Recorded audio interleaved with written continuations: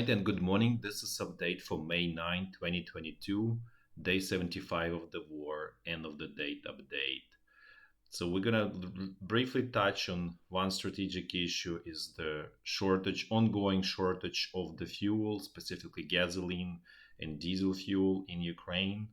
Essentially, the civilian part of the economy completely suffocated at this point, and in our opinion, in a month or two, there won't be any productive part of the economy in Ukraine if this continues. And just to remind that this crisis was to great extent magnified by inept and unprofessional actions of Ukrainian government that tried to regulate and dictate the prices of the fuel in the country to the traders. So as a result, nobody wants to import because it's a money losing proposition.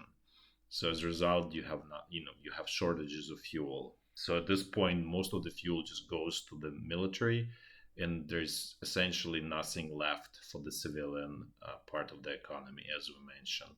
So this is of great concern, as this makes the rest of the economy unviable, and Ukraine will need quite a bit of financial help in a month or two, when the savings and ability to population to live off their savings will gradually come to zero. And that's another crisis that's looming on the horizon, in addition to the military situation overall in the country.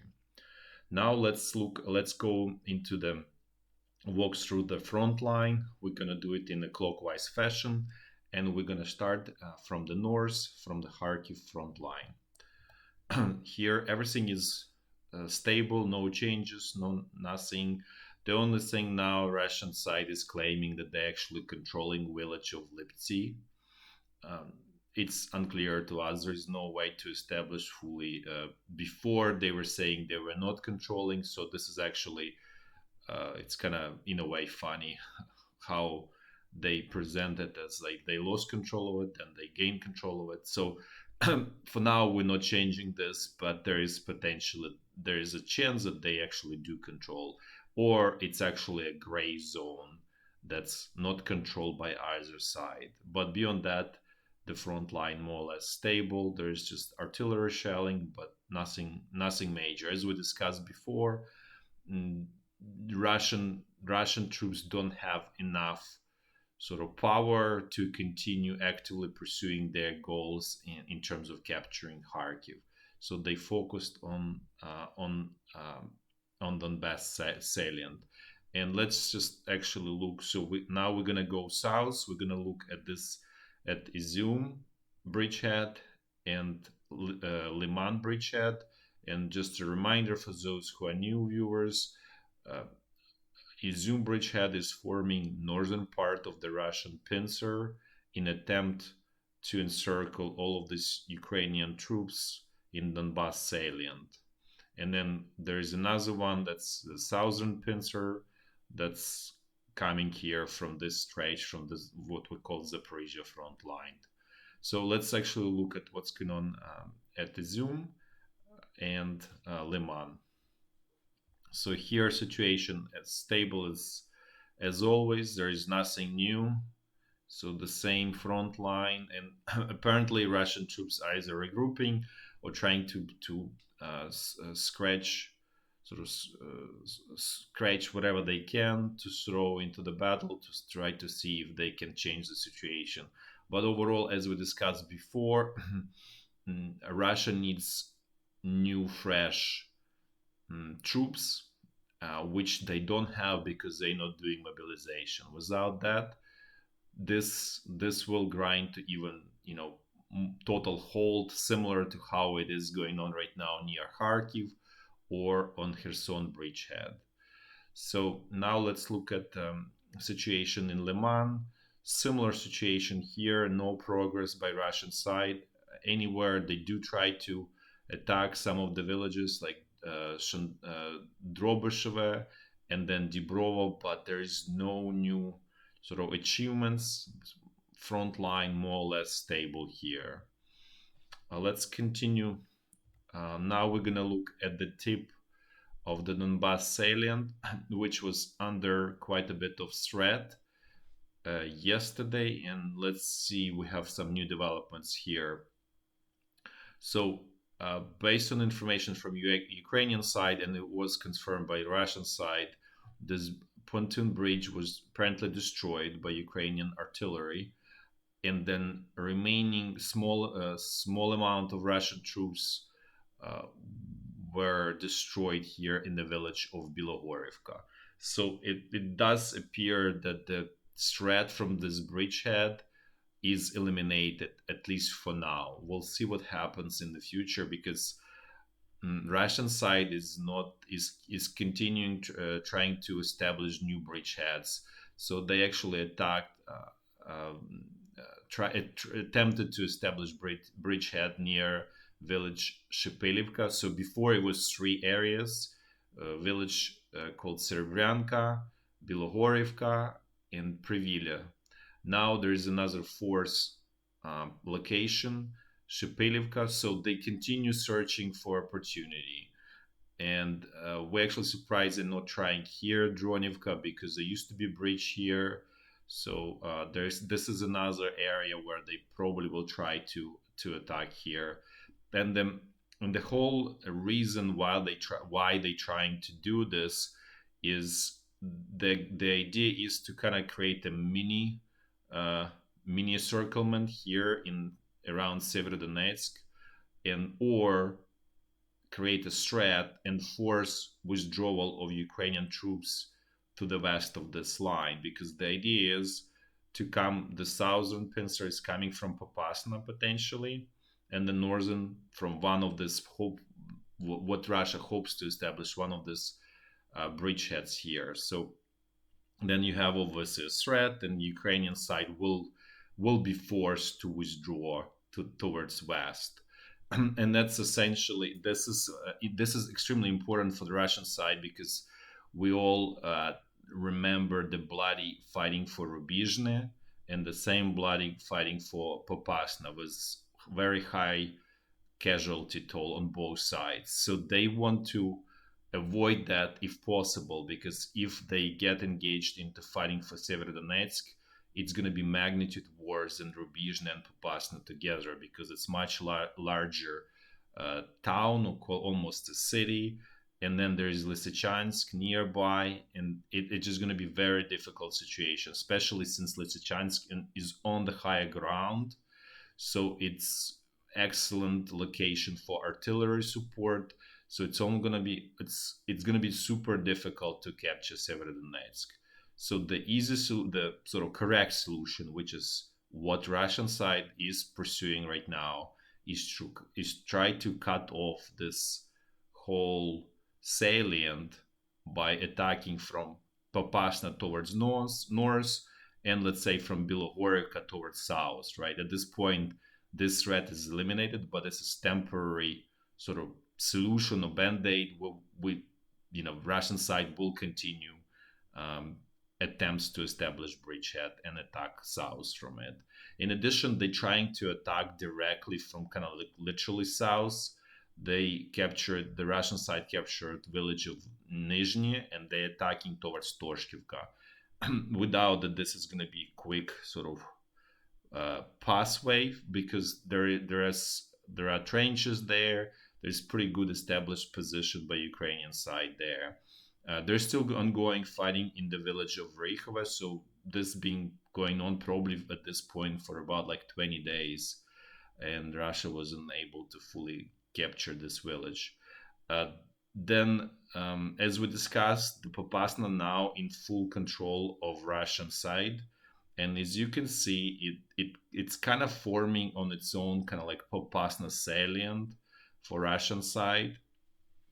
And the reason actually why Ukrainian side withdrew, in our opinion, from Popasna, because it still controlled about 40% or up to 50% of the town, is because from what we're hearing, in somehow it was kind of like the Ukrainian forces were semi-encircled, and uh, and the route that was kind of going to that sort of to that salient was was under constant Russian artillery and mortar fire. So it's almost impossible to bring reinforcements, and therefore the casualty rate started to go really, really high on Ukrainian side. And so decision was to withdraw, to obviously, stop the total bleeding, and so that's in our opinion reason for withdrawal from Popasna. So that's situation here. For now, frontline stabilized. We don't know for how long it will be stable. Well, this is one of the now kind of like hot sections of the front line at this point, giving that majority of it becoming very looking more and more like a concrete. Um, so this is the same sort of front line. We're just showing a little bit more area towards the south. So you're just having a feeling that like better understanding that this is really this call it Popasna salient for Russian side at this point. Now let's continue going and let's look at the situation straight west of Donetsk. Here is the same situation. Russian side is trying to attack towards Novobakhmutivka, basically expand initial success here, but without success at this point. It's more or less stable. The rest is typical areas of sort of skirmishes, Marinka, Avdiivka, Novomikhailivka, without any major developments or any changes from either side. So this essentially kind of more or less stable situation here for a while. Now let's look at Zaporizhya front line, and specifically we're going to focus on the eastern section of the front line because that's the most important one. This is where the Russian side is trying to build southern pincer to cut off this Donbass salient, as we discussed before. The western part is more or less stable, and essentially there's not that much of activity on the Russian side there. So situation here is stable for now, as we discussed before. Russian side managed to create kind of this little wedge or salient, whatever you call it, initially, but then it was stabilized by Ukrainian side by bringing 128th Brigade and Azov Kiev Regiment. So at this point, the situation here is more or less stable, and there's no really progress since then by the Russian side. So in our opinion, this is balanced situation for now, for some time, and unless the Russian side brings more troops, which is again goes back to the question of mobilization in Russia. This is the whole sort of the entire Zaporizhya front line. It's Ukrainian side. In the Ukrainian side, it's based on four key strongholds: Kamiensky, Orikhiv. These are towns, right? So they about 20 to 30,000 people. They're pretty small places.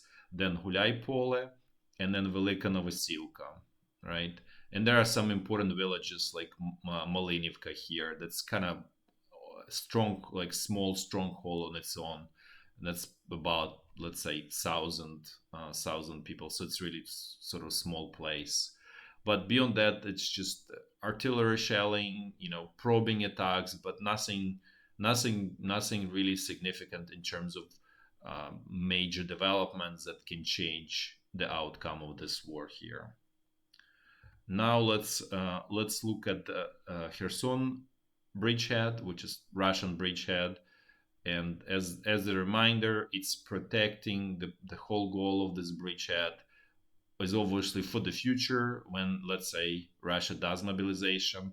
Then it's a launching pad for attacking towards Kryvyi Rih, one objective, and the other immediate objective is Mykolaiv, but really the real objective is Odessa, and then linking with Transnistria, which is it's off the radars for now. It's quiet in terms of like the media, but things are kind of brewing up there basically, and eventually it will blow up as things develop, in our opinion. So this bridgehead is beyond being a launching pad, is also has very important defensive role. In it protects this channel with the fresh water that feeds Crimea. So this is the role of this right now. Right now, Russia here is on defensive due to the lack of fresh resources to continue attacks. So at this point, basically, they keeping their opportunity for the future here and also protecting this gain that they have. And let's just kind of look here so we have better understanding. So it's, the front line kind of go, this is really centered around Russian strongholds. So there is no contiguous front line. Just for new viewers, there is lack of forces on both sides. So there is no like contiguous front line like World War One, where you have like lines of trenches. It's all about strongholds that kind of support each other by the crossfire, and that's how it works, because there is shortage of troops on both sides. So the most fighting is happening along the, obviously roads, but if the situation requires to take sort of kind of like field, attacks through the field, both armies have no problem with that. And another important feature of this, and generally the southern Ukraine, let's say this starts from here, this Odessa region, Mykolaiv, Kherson region, southern part of Kirovohrad region, and Dnipro region, and Zaporizhya, and then going into Donetsk and Luhansk. This is very, very flat area with very few trees. So it's almost like a field. It used to be tall grass, and it was converted to just like fields without, like, sort of fields and fields and fields and pretty much nothing else. So it's very open. It's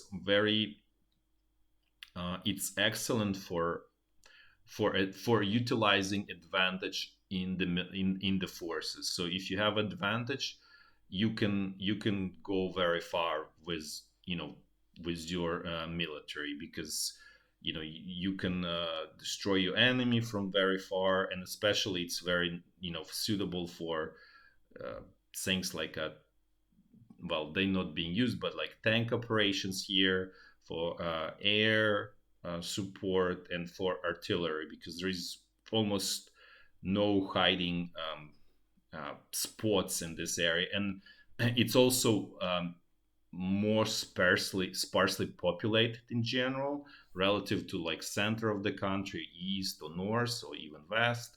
So that really means there is not that many even villages in general, and towns are smaller. So everything's kind of like, it's really like a flat table, really. And so that's the nature of the terrain, like of the general environment that both sides are fighting. That's it for today, and until tomorrow, thanks for watching. Bye bye.